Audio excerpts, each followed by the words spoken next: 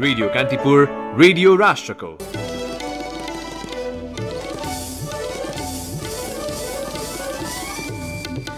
सत्तारूढ नेकपामा ओली प्रवृत्तिको प्रतिवाद गर्न आफू निकटकालाई असन्तुष्ट समूहको निर्देशन। अध्यादेश फिर्ता नलिए त्यसबाट उत्पन्न हुने परिणाम अध्यक्ष ओलीले नै भोग्नुपर्ने चेतावनी। संसद अधिवेशन तत्काल आह्वान गर्न प्रतिपक्षी कांग्रेसको माग। स्वास्थ्य सामग्री खरिदमा भएको अनियमितता सम्बन्धी अनुसन्धानलाई संसदको लेखा समितिले बीचैमा टुङ्ग्यायो। थप छानबिनको जिम्मा अख्तियारलाई। समुद्री सतहबाट 4000 मिटर उचाइमा रहेको मुस्ताङको लोमानथाङमा बन्दोबस्ती बिनै बीओपी स्थापना। चिसो अत्याधिक बढेपछि प्रहरीलाई शास्ति। भारतले पाकिस्तानी भूमिमा सैन्य आक्रमणको तयारी गरिरहेको इस्लामाबादको आरोप। सम्भावित दुर्घटना रोक्ने पहल गर्न अन्तर्राष्ट्रिय समुदायलाई आग्रह। र जर्मन बुन्डेसलिगा फुटबलमा बोरुसिया डर्टमन्ड युनियन बर्लिनसँग पराजित। नमस्कार, कान्तिपुर डायरीका साथमा साथी रमेश र म प्रतीक्षा। समाचार अब विस्तारमा। प्रधानमन्त्री केपी शर्मा ओलीको कार्यशैलीमाथि निरन्तर आपत्ति जनाउँदै आएको नेकपाको असन्तुष्ट समूहले प्रदेशस्तरीय भेला गर्दै ओली प्रवृत्तिको प्रतिवाद गर्न आफू निकटका नेताहरूलाई निर्देशन दिएको छ। अध्यक्ष पुष्पकमल दाहाल र माधव नेपालले हिजो जनवर्गीय संगठनको कार्यालय पेरिस डाँडामा प्रदेश 1 का आफू निकट जिल्ला अध्यक्ष, सचिव र केन्द्रीय सदस्यहरूको भेला गरी संगठित विरोधमा उत्रन निर्देशन गरेका हुन्। गत साता बागमती प्रदेश स्तरीय भेला गरेको दाहाल नेपाल समूहले यो साता प्रदेश 1 को भेला आयोजना गरेको हो। पार्टीभित्र सहमति खोज्नका लागि स्थायी कमिटी बैठक पर सारिरहेका बेला दुवै समूहले गुटगत गतिविधिलाई जारी राख्दै आफ्नो शक्ति सञ्चयलाई निरन्तरता दिएका हुन्। भेलालाई सम्बोधन गर्दै अध्यक्ष दाहालले अध्यादेश फिर्ता गर्ने पार्टी स्थायी कमिटीले निर्णय गरे पनि त्यस सम्बन्धी प्रक्रिया नबढाएको भन्दै प्रधानमन्त्री ओलीको तीव्र आलोचना गर्नुभयो। अध्यादेश फिर्ताको प्रक्रियामा जानुको साटो बिहीबार परिषदको बैठक राख्ने प्रयत्न गरेपछि दाहालले आपत्ति जनाउनु भएको थियो। अब पनि फिर्ता नलिए त्यसबाट उत्पन्न हुने परिणाम ओलीले नै भोग्नुपर्ने उहाँको चेतावनी थियो। दुई अध्यक्ष मिलेर जाँदा मात्र नभएकाले अब सचिवालय र स्थायी कमिटीका बहुमत सदस्यको धारणालाई बोकेर अघि बढ्ने प्रतिबद्धता दाहालले जनाउनुभयो। दाहालले पार्टीमा आफू र ओलीले राखेका 2वटा प्रस्तावका बारेमा पनि बोल्नु भएको थियो। त्यसक्रममा उहाँले आफ्नो प्रस्तावमाथि विधि पद्धतिमा आइरहेको विचलनलाई सच्याउन जोड दिएको दावी गर्नुभयो। तर ओलीले त्यस्ता विषयलाई पदमा लगेर जोडेकामा आफ्नो आपत्ति रहेको बताउनुभयो। वरिष्ठ नेता माधव कुमार नेपालले प्रधानमन्त्री ओलीको स्वेच्छाचारिता र एकाधिकारवादी सोचले सीमा नागेको बताउनुभयो। भेलामा सहभागी नेताहरूका अनुसार उहाँले ओलीले विधि पद्धति नमानेर सबैको मानमर्दन गर्दै हिँडेकोमा आपत्ति जनाउनु भएको थियो। प्रधानमन्त्री ओलीको शैलीमाथि नै धेरै टिप्पणी गरेका नेपालले पार्टी छ भन्ने ख्याल समेत नगरी अघि बढ्न खोजेको बताउनुभयो। खनालले पनि ओलीले विधि र पद्धति नमानेको र स्वेच्छाचारी भएर हिँडेकाले सच्याउन जरुरी रहेको बताउनुभयो। उहाँले आफूहरूले उठाएको विषय कुनै पदका लागि नभएको जनाउनुभयो। प्रधानमन्त्री केपी शर्मा ओलीले संवैधानिक परिषद सम्बन्धी अध्यादेश फिर्ता लिन आनाकानी गरिरहनुमा कांग्रेस सभापति शेरबहादुर देउवाको भूमिका कारण हुन सक्ने आशंका गर्दै नेकपा अध्यक्ष पुष्पकमल दाहाल र वरिष्ठ नेता माधव कुमार नेपालले हिजो कांग्रेस वरिष्ठ नेता रामचन्द्र पौडेलसँग छलफल गर्नुभएको छ। उखु किसानको आन्दोलनमा ऐक्यबद्धता जनाउन दिउँसो माइतीघर पुगेका पौडेल त्यहीबाट दाहाल र नेपालसँग भेट्न कोटेश्वर पुग्नु भएको थियो। स्रोतका अनुसार दाहाल नेपालले कांग्रेस सभापति देउवाको भूमिका शंकास्पद रहेको भनाई पौडेलसँग राख्नु भएको थियो। प्रधानमन्त्री ओलीले अध्यादेश जारी गरे लगतै बसेको पहिलो बैठकबाट अख्तियार लगायत आयोघरमा पदाधिकारी सिफारिस गरिएको र संसदीय सुनवाई समितिबाट पारित हुने निश्चित नभएपछि सार्वजनिक नगरिएको बुझाइ दाहाल नेपाल पक्षको थियो। स्रोतले भन्यो, ओलीले अध्यादेश फिर्ता नलिएपछि हामीलाई देउवाजीको भूमिकामा पनि आशंका छ। यसलाई पुनः एकपटक सुन्नुहोला। दाहाल नेपालको भनाइ उद्धृत गर्दै स्रोतले भन्यो, ओलीले अध्यादेश फिर्ता नलिएपछि हामीलाई देउवाजीको भूमिकामा पनि आशंका छ। ओलीजी कतिसम्म अघि बढ्छन् थाहा छैन, तर पछि हट्ने संकेत देखिएको छैन। प्रधानमन्त्रीको बालुवाटार स्थित सचिवालयले अध्यादेश जारी गर्नमा प्रमुख प्रतिपक्षी दलको नेताले समेत स्वीकृति दिएको भनेर अनौपचारिक रूपमा जानकारी गराएका कारण पनि दाहाल नेपाल पक्षलाई सशंकित बनाएको स्रोतले बतायो। पौडेलले संविधान कानून विपरीतका निर्णय र कदमलाई सभापतिको चाहनाले मात्रै साथ दिन नसक्ने बताउनु भएको थियो। संसदको विशेष अधिवेशन बोलाउन कांग्रेसले यसअघि गर्दै आएको पहल कार्यान्वयनमा नआएको विषयमा समेत छलफलमा चर्चा भएको थियो। यसैबीच कांग्रेस संसदको हिउँदे अधिवेशन तत्काल आह्वान गर्न सरकारसँग माग गरेको छ। कांग्रेस संसदीय दल कार्यसमितिको हिजो बसेको बैठकले अधिवेशन आह्वानमा भइरहेको आलटालप्रति आपत्ति जनाउँदै आफ्नो राजनीतिक स्वार्थका लागि संसदलाई लामो समय बन्धक नबनाउन प्रधानमन्त्री केपी शर्मा ओलीलाई आग्रह गरेको छ। यसअघिको पदाधिकारी बैठकले पनि संसद अधिवेशन तत्काल बोलाउन माग गरेको थियो। कांग्रेस सभापति शेरबहादुर देउवाले आफ्नो पार्टीको सांसद संख्या 25% नपुगेकाले अधिवेशनका लागि राष्ट्रपतिकामा समावेदन गर्न नसकेको बताउनुभयो। दशैं अघि कांग्रेसले अधिवेशनका लागि समावेदन गर्ने निर्णय गरेको थियो। बैठकपछि देउवाले सामाजिक सञ्जालमा लेख्नु भएको छ, संसदमा कांग्रेस एक्लैको 25% संख्या नभएकाले अन्य दलसँग यस विषयमा छलफल भएको थियो, तर ती छलफलले सार्थकता नपाएकाले विशेष अधिवेशन माग गर्ने प्रक्रिया सुरु गर्न सकेनौं। अब तत्काल नियमित संसद अधिवेशन बोलाउने माग गर्दछु। सरकारले पुस सत्रभित्र अधिवेशन बोलाउनु पर्ने संवैधानिक व्यवस्था छ।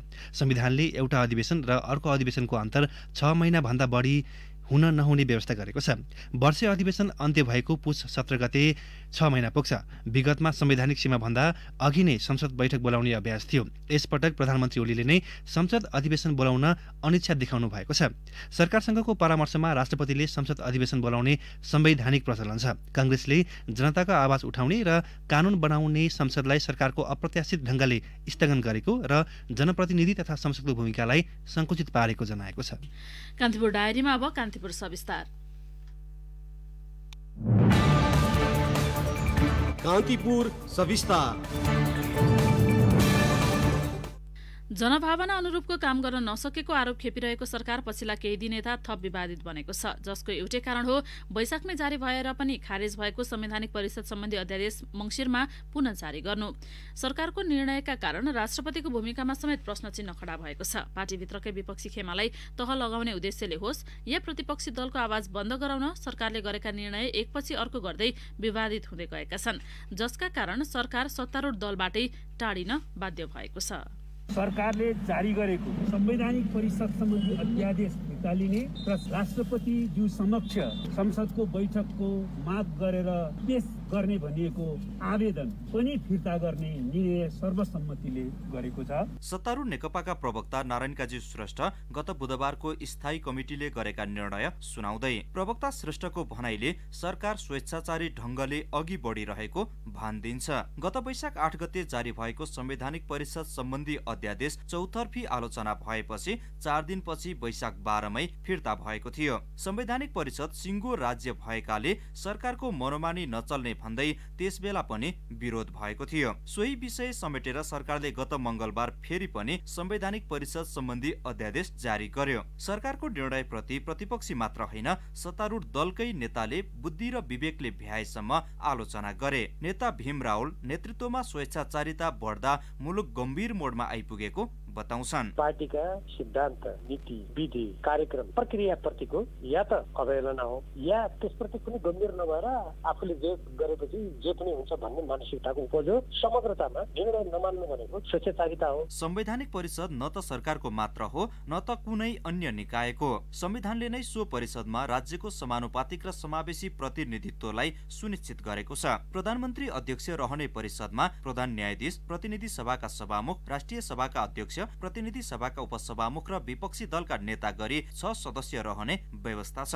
संविधानमै भएको व्यवस्थालाई चुनौती दिँदै सरकारले प्रधानमन्त्री सहित 3 जना मात्र उपस्थित भए कोरम पुग्ने र बहुमत सदस्य सहमत भए निर्णय गर्न सक्ने गरी कार्य सञ्चालन कार्यविधि संशोधन गर्यो। नेता रावल यसलाई राजनीतिमा व्यक्ति र स्वार्थ समूह हावी भएको तर्क गर्छन्। स्वार्थपरक, व्यक्तिपरक प्रवृत्ति मौलाउँदै गएको देखिन्छ। देशको राजनीति सञ्चालन गर्ने, सरकार सञ्चालन गर्ने व्यक्तिहरूले सर्वप्रथम राष्ट्रको हितलाई सर्वोपरि राखेर आफ्ना स्वार्थहरूलाई राष्ट्रको स्वार्थको अधीनमा राख्ने संस्कृति बलियो गरी 7 सालदेखि नै स्थापित भएको देखिँदैन। बालुवाटारबाट अध्यादेश शीतल निवास पुगे लगत्तै राष्ट्रपति विद्यादेवी भण्डारीले लाल मोहर लगाइदिएपछि मुलुकको सर्वोच्च पद राष्ट्रपतिको भूमिकामाथि प्रश्न उठ्नु अस्वाभाविक होइन। अध्यादेश जारी गर्दा त्यसबाट पढ्न सक्ने असर लगायतका विषय मूल्याङ्कन नगरी जारी गरिनु पदीय दुरुपयोग हो भन्ने जमात पनि पर्याप्त छ। कानूनका जानकार समेत रहेका राष्ट्रिय सभा सदस्य रामनारायण बिडारी सरकारी सो कदमलाई गणतन्त्र माथिको प्रहार भन्छन्। यही अध्यादेश 2-4 महिना अगाडि ल्याएर फेरि 2-4 दिन पछाडि फिर्ता गराएर फेरि यही अध्यादेश हुबहु उस्तै फेरि राष्ट्रपतिबाट जारी गराएर लानु, त्यो एकदमै राष्ट्रपतिको गरिमा, गणतन्त्रको प्रतीक राष्ट्रपति, एकताको प्रतीक राष्ट्रपति, त्यसलाई सरकारले डगमगाउने काम गर्यो। आफू अनुकूलका निर्णयको बचाउ गर्नु र तर प्रतिकूलका निर्णयको विरोध गर्नु मानवीय स्वभावै हो। सरकार स्वेच्छाचारी भएको भन्दै विशेष अधिवेशनको माग सहित 83 जना सांसदको हस्ताक्षर बोकेर नेकपाकै नेताहरू शीतल निवास पनि पुगेका थिए। तर राष्ट्रपति कार्यालयका सचिव मोबाइल स्विच अफ गरेर बेखबर हुनुले प्रजातान्त्रिक मुलुकमा व्यक्ति इच्छा हावी भएको प्रश्न हुन्छ। तर सचिवलाई कुर्दै 6 घण्टासम्म उनीहरू शीतल निवासमा हिटरको तातो लिइरहँदा बालुवाटारमा भने अध्यादेश फिर्ता गर्ने र अधिवेशन आह्वान गर्ने प्रक्रिया अगाडि नबढाउने बारे दुई अध्यक्ष मौखिक सहमति गर्दै थिए। सिङ्गो मुलुकको अभिभावकको भूमिका निर्वाह गर्नुपर्ने राष्ट्रपति र शीतल निवासका पछिल्ला गतिविधिले हँसिया हथौडा र सूर्य चिन्हको धङधङी बाँकी रहेको आभास गराउँछ। नेकपा नेता लालबाबु पण्डित पार्टीभित्रको विवाद र सरकारी निर्णयमा शीतल निवासलाई साँच्ची बनाउनु गलत भएको तर्क गर्छन्। प्रमुख रूपमा प्रधानमन्त्रीज्यूले पहल कदमी लिएर सहमतिको साथ सरकारका कामहरूलाई चाहिँ सरकारी स्तरबाट र पार्टीका कामहरूलाई पार्टीको स्तरबाट अगाडि बढ्नु नै उपयुक्त हुन्छ। संवैधानिक व्यवस्था अनुसार अबको केही दिनभित्रै सरकारले संसद अधिवेशन आह्वान गर्नुपर्छ। आफ्नै दलबाट समेत साथ नपाएका प्रधानमन्त्रीले संसद चलेपछि अविश्वासको प्रस्तावबाट आफूलाई हटाउन सक्ने आकलन गरेर संसद नबोलाएको टिप्पणी पनि सुरु भएको छ। संसदीय व्यवस्थाको जननी बेलायतमा एउटा मान्यता छ, सार्वभौम संसदले महिलालाई पुरुष र पुरुषलाई महिला बनाउन बाहेक सबथोक गर्न सक्छ। कतै प्रधानमन्त्री केपी शर्मा ओलीलाई पनि यही भनाइले संसद अधिवेशन आह्वान गर्न रोकेको त होइन भने व्यक्ति स्वार्थको बन्दी मुलुक कहिलेसम्म? रेडियो कान्तिपुरका लागि बासु खड्का।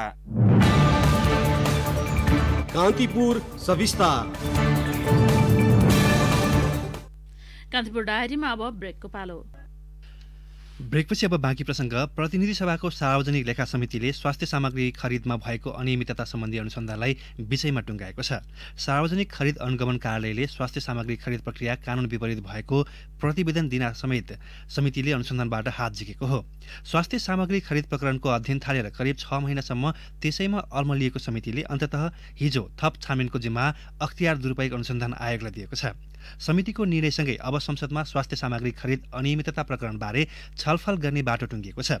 स्वास्थ्य सामग्री खरिदमा व्यापक अनियमितता भएको भन्दै प्रचार गरेर सबैतिरका कागजात बटुलेको समितिले खरिदमा को संलग्न थिए, उनीहरूको भूमिका के थियो, के कारणले उनीहरू दोषी देखिए र कानुन विपरीत मिलेमतोमा खरिद गर्दा राज्यकोषमा कति नोक्सानी भयो भन्ने जस्ता आधारभूत तथ्य केलाउन भने रुचि देखाएन। अनियमितता सम्बन्धी प्रमाण जुटाउनकै लागि समितिले प्रधानमन्त्री कार्यालय मार्फत रहेको खरिद अनुगमन कार्यालयलाई ओम्नीसँग स्वास्थ्य सामग्री खरिद गर्दा भएको कानुनी प्रक्रियाको बारेमा प्रतिवेदन दिन साउन 1 मा निर्देशन दिएको थियो। कार्यालयले यस विषयमा छुट्टै समिति गठन गरी प्रतिवेदन तयार पारेर समितिलाई बुझाएको थियो। प्रतिवेदनमा भनिएको छ, यस खरिदमा सार्वजनिक खरिद ऐन र नियमावली अनुसार पूर्ण रूपमा खरिद प्रक्रिया पालना भएको देखिँदैन। खरिद गर्दा आवश्यकताको विवरण तयार गर्ने र लागत अनुमान तयार गर्ने कार्य प्रक्रिया सम्मत तवरबाट स्वीकृति भएको देखिँदैन। जिम्मेवार पदाधिकारी पन्छिएर अन्य व्यक्तिलाई संयोजक बनाउनु समेत गैर कानुनी भएको कार्यालयले औँल्याएको छ। ओम्नीसँग सामान खरिदको विषय टुङ्ग्याउन स्वास्थ्य सेवा विभागका तत्कालीन महानिर्देशक महेन्द्र श्रेष्ठ पन्छिएर मन्त्री ढकालका विज्ञ सल्लाहकार डाक्टर खेमकार्की संयोजक बनाइएको थियो। खरिद प्रक्रियामा अनियमितता भएको भन्दै समितिले हिजो स्वास्थ्य तथा जनसङ्ख्या मन्त्री भानुभक्त ढकाललाई बोलाएर छलफल गरेको थियो। छलफलमा ढकालले सामग्री खरिद मन्त्री परिषदको नीतिगत निर्णय अनुसार नै भएको बताउनुभयो। खरिद प्रक्रिया आफ्नो हस्तक्षेप नभई समन्वयात्मक भूमिका मात्रै भएको उहाँले बताउनुभयो। उहाँले भन्नुभयो, सहजीकरणका लागि मन्त्री परिषदमा प्रस्ताव लैजान मात्रै सहजीकरण गरेको हो, बाँकी काम गर्ने सम्पूर्ण अधिकार स्वास्थ्य सेवा विभागका महानिर्देशकै थियो। मन्त्रालयको नेतृत्व गरेको हिसाबले आर्थिक रूपमा सरोकार राख्ने र प्रभाव पार्ने काममा मेरै कुनै संलग्नता छैन। छानबिनमा आर्थिक अनियमितता देखिए सबै जिम्मेवारी लिन तयार भएको उहाँले बताउनुभयो। मुस्ताङको लोमानथाङ गाउँपालिका 4 नेचुङ स्थित बोर्डर आउटपोस्ट बीओपीमा कार्यरत सशस्त्र प्रहरी केही सात अघिसम्म दिउँसो र मौसमको अनुकूलता हेरेर साँझ पख पनि वरपर बाक्लै निस्कन्थे।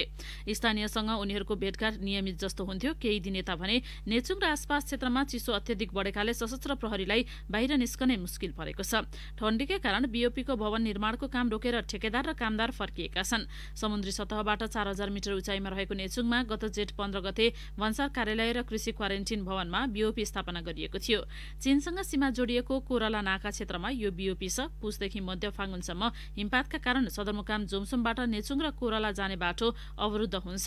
त्यसबेला ओहोरदोहोर गर्न हेलिकप्टरको विकल्प छैन। त्यहाँको प्रतिकूल स्थितिबारे गृह मन्त्रालय जानकार भए पनि आवश्यक व्यवस्थापनका लागि पहल भएको छैन। चीन र भारतसँग सीमा जोडिएका उच्च हिमाली भेगका अरू बीओपीमा पनि हिमपात र प्रतिकूल मौसमको प्रभाव देखिन थालेको छ। भारतसँग करिब 1880 र चीनसँग 1414 किलोमिटर लम्बाइमा नेपालको सीमा क्षेत्र छ। उच्च हिमाली भेगमा सशस्त्र प्रहरी बल एपीएफका 1 दर्जन बीओपी छन्। यो बीओपी सशस्त्र प्रहरीलाई 12 महिना तैनात गराउने गरी खडा गरिएका हुन्। गत वैशाख यता मात्र सरकारले उच्च हिमाली क्षेत्रमा 10 वटा बीओपी स्थापना गरेको छ। भारतले नेपाली भूमि दार्चुलाको कालापानी लिपुलेखसम्मै अतिक्रमण गरी आफ्नो नक्सामै समावेश गरेपछि नेपालले सीमा क्षेत्रमा आफ्नो उपस्थिति सशस्त्र प्रहरी मार्फत बढाएको हो।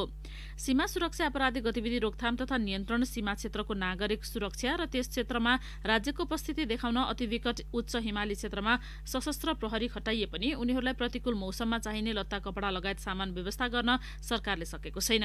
सशस्त्र प्रहरीका प्रवक्ता डीआईजी राजु अर्यालले उच्च हिमाली क्षेत्रमा खटिएका जनशक्तिलाई नियमित स्केल बाहेक प्रतिकूल मौसमसँग जुझ्न सक्ने गरी बन्दोबस्ती व्यवस्था गर्न आवश्यक रहेको बताउनुभयो। धुमधामले स्वागत गरेर गत असोजमा भित्राइएका रेल सेट त्यसै थन्काएर राखिएपछि जनकपुरवासीमा निराशा छ।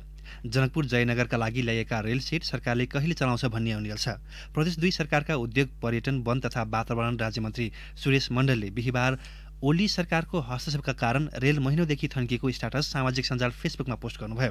कर्मचारी भर्ती जिम्मेवारी प्रदेश लोक सेवा आयोगलाई दिन पनि उहाँले सुझाउनुभयो। उहाँको आरोप थियो ओली सरकारले कार्यकर्ता भर्ती गर्न रेल सञ्चालनलाई अनिर्णयको बन्दी बनाएको छ। रेल सञ्चालन गर्न नसकेको सबै दोष उहाँले सङ्घीय सरकारकै थाप्लोमा राखिदिनुभयो। रेलवेको जनकपुर प्लेटफर्ममा रहेको कार्यालय अचेल सुनसान देखिन्छ। रेल कहिले सञ्चालनमा आउने, यसको जवाफ जनकपुर स्थित कार्यालयका कर्मचारीसँग पनि छैन। एक कर्मचारीले भने सबैतिरबाट हामीलाई सोधिन्छ रेल कहिले गुड्छ भनेर। यसको जवाब हामीसँग छैन। यताउति दिनमा चल्छ भनेर अनुमान गर्न पनि गाह्रो छ। रेलवेको जनकपुर स्थित कार्यालयका इन्जिनियर विनोद ओझाका अनुसार रेल सञ्चालनको तयारीमा रहे पनि केही प्राविधिक प्रक्रिया नटुङ्गिएकाले ढिलाइ भएको हो। उखुको भुक्तानी माग गर्दै एक सातादेखि किसान काठमाडौँको माइतीघर मण्डलामा आन्दोलनरत छन्। उनीहरूको आन्दोलनमा ऐक्यबद्धता जनाउँदै विभिन्न राजनीतिक दल, सङ्घ संस्था प्रदर्शन स्थल पुगिरहेका छन्। सामाजिक सञ्जाल मार्फत पनि धेरैले किसानको पक्षमा ऐक्यबद्धता जनाएका छन्। आन्दोलनरत किसानलाई भेट्न हिजो प्रमुख प्रतिपक्षी दल कांग्रेसका वरिष्ठ नेता रामचन्द्र पौडेल, उद्योग, वाणिज्य तथा आपूर्ति मन्त्री लेखराज भट्ट, संघीय मामिला तथा सामान्य प्रशासन मन्त्री हृदय त्रिपाठी पनि माइतीघर पुग्नु भएको थियो। त्यसक्रममा वरिष्ठ नेता पौडेलले आफ्नो पार्टी सधैँ किसानको साथमा रहेको भन्दै उनीहरूमाथि अन्याय हुन नदिन माग गर्नुभएको थियो। किसानलाई भेटेर मन्त्रीद्वय भट्ट र त्रिपाठीले पनि आफूहरू किसानकै छोरा भएकाले भुक्तानी हुनेमा विश्वास गर्न आग्रह गरेका थिए। मन्त्री भट्टको भनाइ उद्धृत गर्दै रायले भन्नुभयो, म पनि किसानकै छोरा हुँ।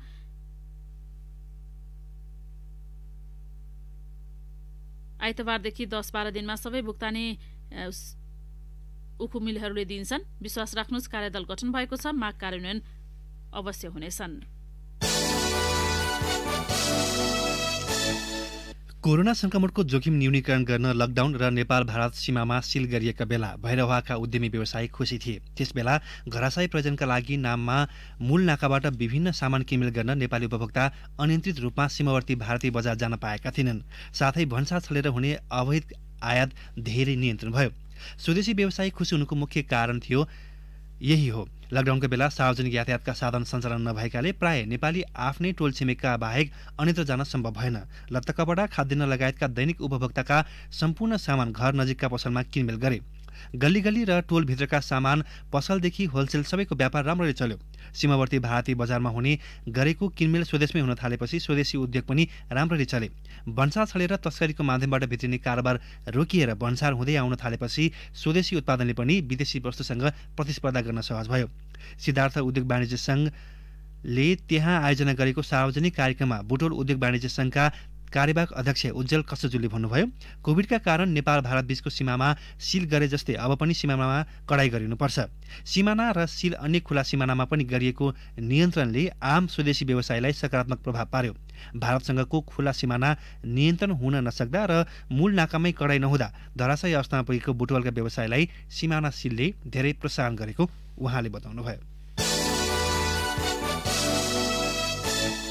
एभरेस्ट ग्यास उद्योग प्रणालीले जोखिमपूर्ण अवस्थामा रहेका 675 थान ग्यास सिलिन्डर नष्ट गरेको छ। कम्पनीले म्याद नागेका र हाइड्रोलिक परीक्षणका क्रममा फेल भएका खाना पकाउने सिलिन्डर नष्ट गरेको हो। गुणस्तर तथा नापतोल विभाग, आयल निगम, वाणिज्य आपूर्ति तथा उपभोक्ता संरक्षण विभाग, प्रहरी र उपभोक्ता कर्मीको रोहबरमा सिलिन्डर नष्ट गरिएको हो। पुराना तथा प्रयोग गर्न नमिल्ने सिलिन्डर छनौट गरेर समय समयमा नष्ट गर्ने गरिएको एभरेस्ट ग्यास उद्योग ग्रुपका अध्यक्ष शिवप्रसाद घिमिरेले बताउनुभयो। मुलुकमा 60 भन्दा बढी ग्यास उद्योग रहेका छन्। कान्तिपुर डायरीमा पुनः ब्रेकको पालो। ब्रेकपछि कान्तिपुर डायरीमा अब आर्थिक प्रसङ्ग। शेयर खरिद बिक्रीमा ब्रोकरको कमिसन घटाउन अर्थमन्त्री विष्णु पौडेलले निर्देशन दिनुभएको छ। हिजो धितोपत्र बोर्डका पदाधिकारीसँगको छलफलमा अर्थमन्त्रीले यस्तो निर्देशन दिनुभएको हो। शेयर कारोबारमा ब्रोकरलाई तिर्नुपर्ने शुल्क बढी भएको भन्दै घटाउन लगानीकर्ताले माग गरिरहेको समयमा अर्थमन्त्रीबाट यस्तो निर्देशन आएको हो। हाल शेयर कारोबारमा लगानीकर्ताले ब्रोकरलाई 0.4 देखि 0.6% शुल्क तिर्नुपर्ने व्यवस्था छ। धितोपत्र बोर्डले ब्रोकरको शुल्क घटाउन आन्तरिक गृह कार्य थालिसकेको छ। सोही क्रममा कमिसन के कति बनाउने भन्ने सम्बन्धमा एक अध्ययन पनि भइरहेको छ। गत भदौमै तयार भइसकेको अध्ययन प्रतिवेदनलाई थप सान्दर्भिक बनाउन अहिले पुनः अध्ययन सुरु भएको स्रोतले बताएको छ। सर्लाहीको मधुवन नगरपालिका 8 का किसान अमर भण्डारीले धान खेती छाडेर तरकारी खेतीमा लगानी गरेका छन्। उनले जैविक मल उपयोग गरी आधुनिक प्रविधिबाट तरकारी खेती सुरु गरेका छन्। विषादी मुक्त तरकारीको माग बढेपछि यसमा लगानी गरेको उनले बताए। त्यहाँ भारतबाट आउने विषादीयुक्त तरकारीको निर्भरता कम गरी स्वदेशमै उत्पादन गरी बजार विस्तार गर्ने योजना रहेको भण्डारीले बताए। काठमाडौँ बुढानीलकण्ठ घर भई पुर्ख्यौरी घर मधुवन 4 का सुरेश पन्थ करिब 1 करोड लगानी गरी तरकारी खेतीमा लागेका छन्। धानभन्दा तरकारी खेतीबाट बढी आम्दानी हुने भएपछि लगानी गरेको उनको भनाइ छ। लकडाउनका समयबाट उनले मधुवन 8 मा रहेको 5 बिघा खेतमा गाई, भैँसी, बाख्राको मल हालेर विषादी मुक्त तरकारी उत्पादन सुरु गरेका छन्। तरकारी र फलफूलमा पन्थले रासायनिक मलको सट्टा जैविक मल प्रयोग गरेका छन्। गत असारबाट तरकारी खेती सुरु गरेका उनले अहिले बजारमा लैजान थालेका छन्। अब अन्तर्राष्ट्रिय प्रसङ्ग। भारतले आफ्नो भूमिमा सैन्य आक्रमणको तयारी गरिरहेको पाकिस्तानले आरोप लगाएको छ। पाकिस्तानका विदेश मन्त्री शाह मेहमुद कुरेसीले युएईको दुबईमा सञ्चारकर्मीसँगको अन्तर्क्रियामा सो आरोप लगाउनु भएको हो। भारतले आक्रमण गरे आफू चुप लागेर नबस्ने समेत विदेश मन्त्री कुरेसीले बताउनु भएको छ। आणविक शक्ति राष्ट्र दुई मुलुक बीचको लडाईँ रोक्न विदेश मन्त्री कुरेसीले अन्तर्राष्ट्रिय समुदायलाई अपील समेत गर्नुभएको छ। पाकिस्तानका राष्ट्रिय सुरक्षा सल्लाहकार मोहिद युसुफले विशेष जासुसी संयन्त्रबाट सो पत्ता लागेको बताउनु भएको छ। यद्यपि भारतले सो आरोपको भने कुनै प्रतिक्रिया दिएको छैन। अब एउटा खेल प्रसङ्ग। जर्मन बुन्डेसलिगा फुटबल अन्तर्गत गइरहेको खेलमा युनियन बर्लिन विजयी भएको छ। बोरुसिया डर्टमन्डलाई 2-1 गोल अन्तरले हराउँदै बर्लिन तालिकाको 5औं स्थानमा उक्लिएको छ। घरेलु मैदानमा टाइबो एभोनीको गोलमा अग्रता बनाएको बर्लिनले त्यसको 3 मिनेटपछि नै गोल खाएको थियो। युसुफा मौकुकोले गोल गर्दै डर्टमन्डलाई बराबरीमा पुर्याएका थिए। 78औं मिनेटमा मार्भिन फ्रेडरिकले गोल गर्दै बर्लिनलाई जित दिलाए। 71% बल पोजिसनको खेलमा डर्टमन्डले पाएका केही अवसर खेर फाल्दा हार भोग्न बाध्य भयो। 13 खेलबाट बर्लिन 21 अङ्कमा तालिकाको 5औं स्थानमा पुगेको छ। हारका बावजुद पनि डर्टमन्ड 22 अङ्कमा 4थो स्थानमा यथावत छ। बुन्डेसलिगामा आज विभिन्न 6 खेल हुनेछन्। आज शीर्ष 2 टोली बायर लिभरकुसेन र बायर्न म्युनिख आम्ने सामने हुनेछन्। त्यस्तै साल्के र आर्मेनिया वेलफिल्ड, आरबी लाइप्जिङ र एफसी क्लोन, माइन्स र वेडर ब्रेमेन, होफेनह्याम र बोरुसिया मोन्चेन ग्लान्डबाख तथा अक्सबर्ग र फ्र्याङ्कफर्ट प्रतिस्पर्धा गर्नेछन्। अब मौसम सम्बन्धी जानकारी। काठमाडौँ उपत्यका सहित मुलुकका अधिकांश स्थानको मौसम आज सफा रहने जल तथा मौसम पूर्वानुमान महाशाखाले जनाएको छ। बागमती तथा गण्डकी प्रदेशका केही भूभागमा भने आंशिक बदली हुन सक्ने महाशाखाले जनाएको छ। केही बेर अघि 4 डिग्री सेल्सियस मापन गरिएको काठमाडौँ उपत्यकाको अधिकतम तापक्रम आज 17 डिग्री सेल्सियससम्म पुग्नेछ। सूर्योदय बिहान केही बेर अघि 6:49 भयो भने सूर्यास्त भरे साँझ 5:13 हुनेछ। हस्त कान्तिपुर डायरीको यो बुलेटिन अहिलेलाई यही सकिन्छ। रमेश र प्रतीक्षा बिदा हुन्छौँ। नमस्कार।